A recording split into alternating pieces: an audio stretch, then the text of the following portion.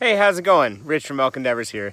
Hey, listen, I wanted to talk to you today about a concept that I learned while I was at work today, which I mean, I've known this, I guess, for a little while, but ultimately the language around it is different. There's a different language that was used, and I think it's a really important way to think about it. So the language is, do you have an ascending narrative around yourself or a descending narrative around yourself? Now, I bet you can guess sort of where I'm going with this, but I think it's a really important, it's a really important thing to think about, and I want to talk about and give a couple of examples. So, when I was a kid.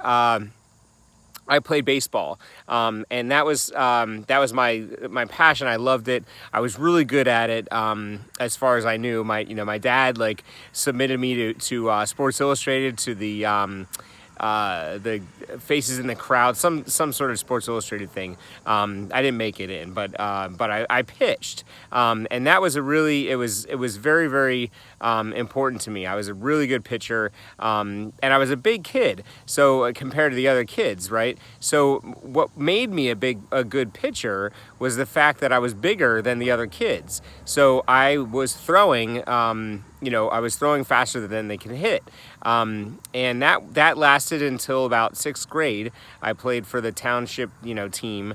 And then I got to 7th grade, and the other kids sort of caught up to me. So I was still just throwing fastballs. I was just throwing, like my dad told me, throw the ball right over the plate, over the center of the target, use the catcher's mitt as the target, and just do that. And I would strike out the entire game. I would just strike out the whole team, 21 batters or whatever it was, and that was that. And then when I got to 7th grade, there were other kids that had been practicing, and they knew how to hit a fastball because I was throwing it right down the middle, and I just started getting roped, and the thing was that I hadn't learned any other skills besides the fastball. So and my dad was very adamant about not teaching me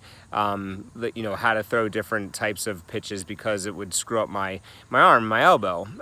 And I think he was right, and I don't at all blame my dad for any of this. It's just that it was what it was. But it was too late for me to learn how to throw a curveball or a slider or a changeup, or I never even heard of those pitches. I just knew to throw the ball right down the middle, and so that was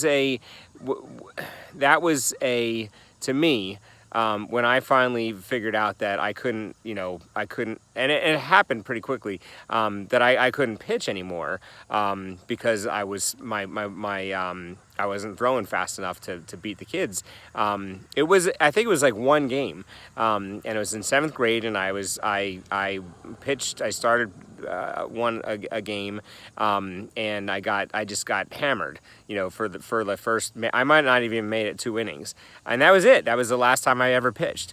And from there, I had a descending narrative, which was that I was a terrible pitcher. I was terrible at baseball. My hitting went down, and ultimately, by the time I was a senior in high school, or I guess a junior in high school. My freshman year I played, but I sort of watched.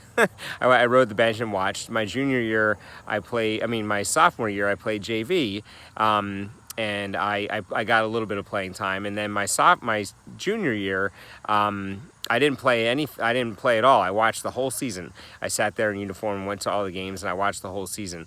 And so by the time I got to senior year with varsity, I knew I wasn't going to play, so I actually quit. I went and played lacrosse, and I learned how to play lacrosse, and that was just a sort of substitute baseball. I wasn't. I was really interested in lacrosse, but I wasn't very good at it. Because I had never played before. So my point is that I had a descending narrative, and it was really a self-fulfilling prophecy. Like I basically thought that I was terrible at baseball. Once I started throwing, once I couldn't keep up, I descended into, the idea that I was really bad at baseball, and affected everything. And to this day, I can't throw a ball to it affected my ability to throw stuff. So I can't throw a ball to someone standing 10 feet in front of me accurately.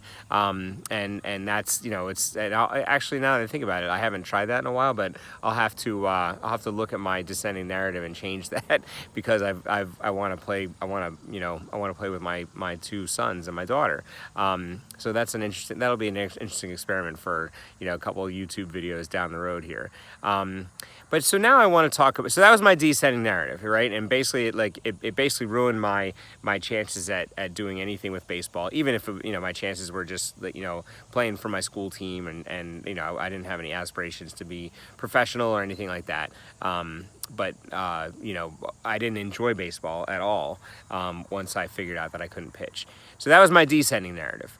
So my Ascending Narrative was has only been coming over the last couple of months, if I really think about it, where I can think positively about anything, and I can take it away from me, take it away from myself being the person, and just taking away and replacing myself with the idea of me, right? So when I'm criticized and this is something that there's a wrestling coach, and Russell Brunson talks about him. I can't remember, his first name's Dan, but I can't remember. I think it might be Gale, but he's like the best wrestler ever, and the best coach ever.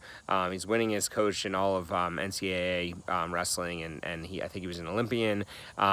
And he used to get up and he would go to sleep at night and realize and get upset because he knew the Russians were up training, so he would go out and train. And so he was so driven. But one of the things that he decided was that people would talk to him about the pressure of the wrestling and the pressure that he was under to win. And he said, yeah, I feel a lot of the pressure. I just don't choose to stand under it.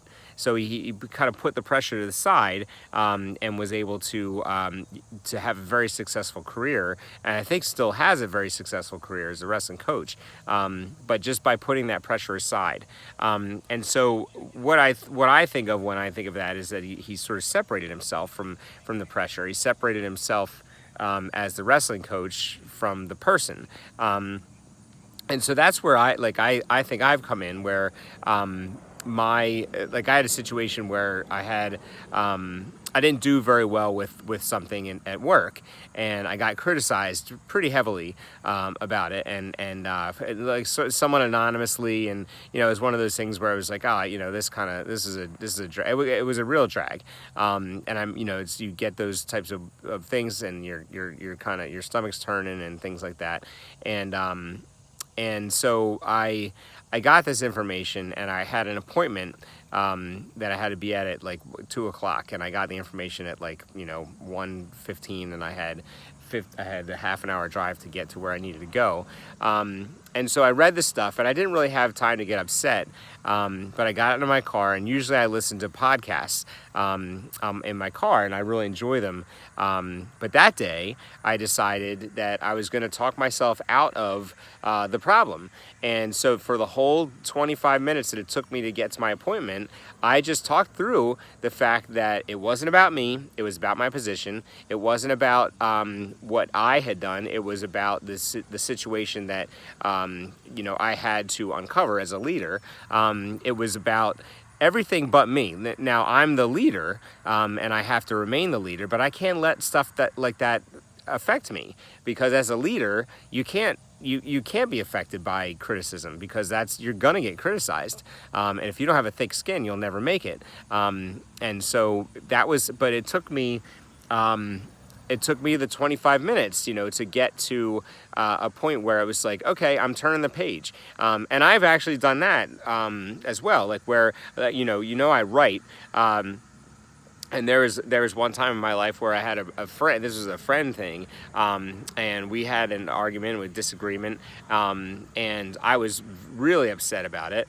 And I wrote about it. I write stories and whatnot, and I basically keep a writer's notebook handy because I have to have that for if stories come into my head. And so I wrote. For 2 or 3 pages, I wrote about the whole situation, and at the bottom, I had this idea as I was writing I wrote, I'm going to turn the page on this situation and never think about it again. And so that's what I did, and I flipped the page, and I was never upset about it again. I've thought about it, but I've never been upset about it again. It was amazing. It's never happened to me before that, but I do that now as well. But my narrative about the situation became ascending, right? It gave me an opportunity. I thought of it as an opportunity to do better. I thought of it as an opportunity to work more closely with with the people that I are my colleagues, and they're sort of subordinates, but not really. I think of them as colleagues, and that's really important. So I took the narrative that could have made my, I could have just decided to quit my job because the criticism, but I wasn't going to do that, and it took me a little while to it took talking through it for 25 minutes to say, this is not about me. It's not about anything except for the position and the uncovering of some difficult things that we have to be able to work through. So that's what I wanted to talk about today. Do you have a descending narrative versus an ascending narrative? And if you're trying to, and if you've always, we're trained, like I've been talking about, we're trained by society to have a descending narrative. We're trained to be negative. We're trained to be to take things personally, and we can't do that. We have to be able to move away from that so that we can survive. Really, honestly, survive. Because if you don't have a positive attitude and you constantly let things get to you, you'll never make it in anything. And that's how I can tell you firsthand that until I was probably like 6 months. Honestly, 6 months ago, that the demarcation of the 4% Success Challenge in February is that's where I changed. And of all the stuff that I've done to try to change things in my life, that's the one thing that's ever worked for me. And so I just simply have an ascending narrative now. I look at things differently, and I talk to myself differently. I never say, I used to say, if I spilled milk or if I spilled something, I'd talk to myself and tell myself how stupid I was and how dumb that was to put it on the edge of the the counter and whatever things like that. Where really, accidents happen. It's not me. It was a silly thing that happened, and it doesn't define me.